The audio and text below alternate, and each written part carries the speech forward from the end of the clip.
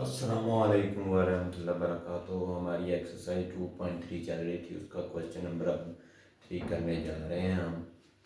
Question number 3 है क्या हमारे पास, find logarithm of the following numbers. ठीक है, अब इसका पहला जुज़ है 43। इसका हमने क्या मालूम करना है, लॉग मालूम करना है, लोगारिथम। अब इसका करेक्टरिस्टिक्स निकालना है, वो पहले कैसे कैसे निकालेंगे कि जिसमें डेसिमल नहीं लगा हुआ, शारिया नहीं लगा हुआ, तो हम उसका लास्ट पे समझ के एक नंबर क्रॉस करेंगे, तो वो हमारा करेक्टरिस्टिक्स होगा। जितने नंबर हम क्रॉस करेंगे, जितने डिजिट क्रॉस करेंगे, वो क्या होगा, हमारा करेक्टरिस्टिक्स होगा। चाहे वो नेगेटिव के अंदर आ जाए, चाहे वो पॉजिटिव के अंदर आ जाए। ठीक है, अब इसका करेक्टरिस्टिक्स निकला है। अब रह गया हमारा क्या, इसका मल्टीसा, वो कैसे निकालना है। ये कितना है, 43। आपने क्या करना है, ये बुक की लास्ट पे टेबल दिया गया लोगारिथम का और एंटी लोगारिथम का। ठीक है, इन दो टेबलों में से आपने वैल्यू देखनी होती है। इसके अंदर टोटल 4 डिजिट को देखा जाता है, जैसे कि 19.82, ये 4 डिजिट है। क्या 4 डिजिट है, डेसिमल को नहीं देखना इसमें वो है या नहीं है। अब देखिए, पहले 2 नंबर 19 है, पहले 2 नंबर ये देखने हैं आपने, इस कॉलम में देखने हैं कहाँ पे आ रहा है। ये 19 यहाँ पे आ रहा है। ठीक है, ये 19 तो आ गया, ये हमने सिलेक्शन कर ली, रॉ सिलेक्शन कर ली, देखी किस में है, कॉलम में, और हमने सिलेक्ट कौन सी की है, रॉ की है, क्योंकि ये 19 आ। क्लियर हो गया। ये पहले 2 नंबर से यही देखना होता है और कुछ नहीं। उसके बाद देखें 8 है हमारे पास, क्या है, 8 है, ये 8। ठीक है, अब ये 8 जो पहला टेबल दिया गया ना, पहला ऊपर इस तरफ 0 1 2 3 4 5 6 7 8 9 तक, ये देखिए ये 8 है। 8 की हमने वैल्यू देखनी है 19 के सामने, 8 की वैल्यू देखनी है 19 के सामने, 8 के नीचे देखनी है। ये देखिए, ये खड़ी, ये क्या है, 2967। क्या, 2967, ये हम लिखेंगे। ठीक है, ये लिखें 2967। ठीक है, अब इसके बाद क्या है, 2 है। अब नेक्स्ट टेबल में चला जाना है, मेन डिफरेंस में। क्या, मेन डिफरेंस में चला जाना है, वहां पे देखना है 2 ये है। अब 2 के नीचे देखना है 19 रॉ के सामने, 2 के नीचे और 19 रॉ के सामने क्या नंबर आता है, ये वो है 4 नंबर। 4 नंबर हम इसमें क्या करेंगे, प्लस कर देंगे। किसमें, जो 8 के नीचे वैल्यू आई थी 19 के सामने, ये दोनों वैल्यू को प्लस करके फिर हम मंटीसा बनाते हैं, मंटीसा। इसी तरह 43 की लाइन आपने देखनी है। फॉर एग्जाम्पल 43 यहां पे आ रहा है। अब इसके बाद ये देखें, इसके बाद कुछ नहीं है, तो आपने क्या समझना है, 0 है। क्या है, 0 है। तीसरी टर्म 0 लाजमी रखनी है, लेकिन चौथी जो 4 टर्म है, जैसे कि नेक्स्ट क्वेश्चन आएंगे वहां पे मैं आपको बताऊंगा कि वो 0 क्यों नहीं रखेंगे, क्योंकि वो 0 टेबल में ही नहीं है। इस टेबल में तो 0 शामिल है, इस टेबल में 0 शामिल नहीं है, इसलिए वो नहीं ली जाती। ठीक हो गया। अब 43 के सामने वैल्यू हमारी बनती है 63, 0 में 6335। ये 0 के नीचे 43 लाइन के सामने। अब तीसरा 0 तो शामिल ही नहीं है, चौथा 0, यहां पे 0 है ही नहीं, तो हम इसकी वैल्यू लेगी नहीं, प्लस में होगी ही नहीं।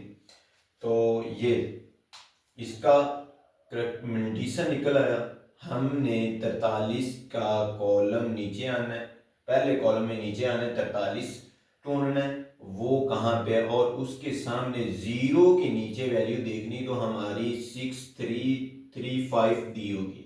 अब मंडीसा में लिखना है तो 0.6335 लिखा जाएगा। ठीक है, अब हमने इसका क्या लेना है, लोगार्थम। हमने लोगार्थम टेबल देख लिया है, क्या लोगार्थम टेबल देख लिया है, तो हमारी log 43 इसमें करेक्टरिस्टिक्स मतलब कि खासा प्लस मंडीसा दोनों को प्लस किया, तो ये हमारा log 43 का आंसर आ गया। क्योंकि देखे ना हमने ये वैल्यूज लोगार्थम में देखी हैं, तो log 43 आ गया है। अब करेक्टरिस्टिक्स एंड मंडीसा को प्लस किया तो 1.6335 आंसर आ गया। अब इसी तरह ये क्वेश्चन है जुज नंबर 2, ठीक है, 597, इसका करेक्टरिस्टिक्स 2 है। देखें इसमें डेसिमल नहीं लगा हुआ, हम क्या करेंगे, यहाँ पे समझ के हमने एक दो नंबर शिफ्ट किए, तो यहाँ पे डेसिमल लगेगा, तो कितने नंबर क्रॉस किए हमने, 2, तो 2 इसका करेक्टरिस्टिक्स है। Clear, 2 characteristics.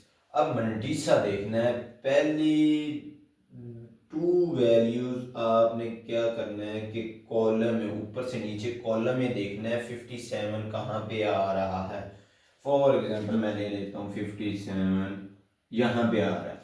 अब इसके बाद जो नंबर है 9 क्या नेक्स्ट टेबल में 9 है, यहाँ 8 के बाद 9 है, तो 9 के नीचे कौन सी वैल्यू आ रही है, 9 इसमें देखना है, 9 इसमें देखना है, इसमें 9 की वैल्यू यहाँ पे क्या आ रही है वो लिखेंगे। और 9 के बाद 0 है, लेकिन 0 नेक्स्ट टेबल में नहीं है, इस टेबल में डिफरेंस मेन डिफरेंस में ना 0 नहीं है, तो इसका मतलब यहाँ से कोई वैल्यू नहीं ली जाएगी। तो ये वही उसने मंडीसा में लिख लिया 0.7627, ठीक है। अब करेक्टरिस्टिक्स प्लस मंडीसा, इन दोनों को प्लस करेंगे तो हमारे log 579 की वैल्यू आ जाएगी, क्योंकि हमने लोगारिथम देख लिया, टेबल देखा है, तो वो log इसके ही टाइम देखा हमने 579। अब इसका जुज नंबर 3 है, जुज नंबर 3 है 1.982, ठीक है। अब इसका करेक्टरिस्टिक्स 0 होगा, क्यों, ये तो ऑलरेडी मतलब साइंटिफिक नोटेशन की डिफाइन को फुलफिल कर रहा है, ठीक है। मतलब कि 1 से ग्रेटर और इक्वल है, और 10 से लेस देन है, ठीक है। इसका करेक्टरिस्टिक्स क्या होगा, 0 होगा। अब इसका मंडीसा निकालना है, मंडीसा कैसे निकालना है, 19 कॉलम में देखें यहाँ पे 19 आ गया। अब उसके बाद क्या है, पहले हमेशा 2 डिजिट को लेना है, ये 1 डिजिट को नहीं लेना, 2 डिजिट को लेना है। 2 डिजिट लिए, 2 डिजिट लिए, तो हमने पहले कॉलम में देखेंगे 19 कहाँ पे, 19 यहाँ पे है। उसके बाद देखना है नेक्स्ट टेबल में चला जाना है, नेक्स्ट टेबल में उसमें 8 कहाँ पे, 8 यहाँ पे, 8 के नीचे वैल्यू देखनी कितनी है, 2967, तो 2967। अब उसके बाद देखें कि 2 फिर है, 2 या कोई भी वैल्यू हो सकती है, तो आप नेक्स्ट टेबल में जाएंगे, नेक्स्ट टेबल उस वैल्यू के नीचे देखें, 2 के नीचे देखें 4 है, 4 इसमें क्या हो जाएगा, प्लस हो जाएगा, तो हमारा ऐड होके क्या आंसर आएगा 2971। अब इसको मंडीसा में लिखें 0.2971। अब करेक्टरिस्टिक्स प्लस मंडीसा, तो हमारी लॉग की वैल्यू आ गई log 1.982। क्लियर, ये इसका आंसर आ गया। इसी तरह जुज नंबर 4 है हमारे पास, पहले तो हमारे पास पॉजिटिव वैल्यू आ रही थी, अब नेगेटिव के अंदर हमारे पार्ट्स आ गए हैं, वहां पे हमारे पास वैल्यू क्या है 0.0876। अब इसका करेक्टरिस्टिक्स कैसे निकालना, अब देखें हमारी डेफिनेशन है कि 1 लेस देन ए लेस देन 10, 1 इक्वल भी है और इससे 1 से ए से लेस देन है, लेकिन इससे छोटी हम नहीं ले सकते और 10 से छोटी लेनी है। अब देखें ये तो 1 से भी लेस देन है, हम क्या करेंगे, मूव करना स्टार्ट कर देंगे, यहाँ पे डेसिमल लगाएंगे। क्या हमने 2 डिजिट क्रॉस किए लेफ्ट से राइट में, ठीक है, तो हमारी वैल्यू -2 आएगी। कितने डिजिट क्रॉस करेंगे उतनी ही वो माइनस में लगाएंगे, -2 आएगा, करेक्टरिस्टिक्स हो गया। अब मंटीसा वैसे ही निकालना है। मंटीसा 87 कॉलम में देखें और नेक्स्ट टेबल में 6 के नीचे कोई वैल्यू दी होगी वो लिखें। वो क्या लिखी हुई थी, 9425। अब इसको उसने मंटीसा में लिखा है तो 0.9425 लिखा जाएगा।